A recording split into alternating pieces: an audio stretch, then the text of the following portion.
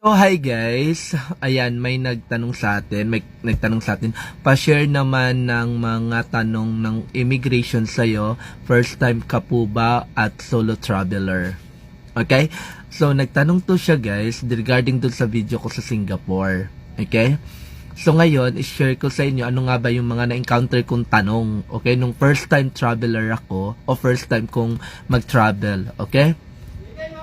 Way back 2018 sumisigaw sa labas. Okay, so wait, tapusin nga muna natin siya. So okay na yata. Okay, so way back 2018 first time travel ako that time.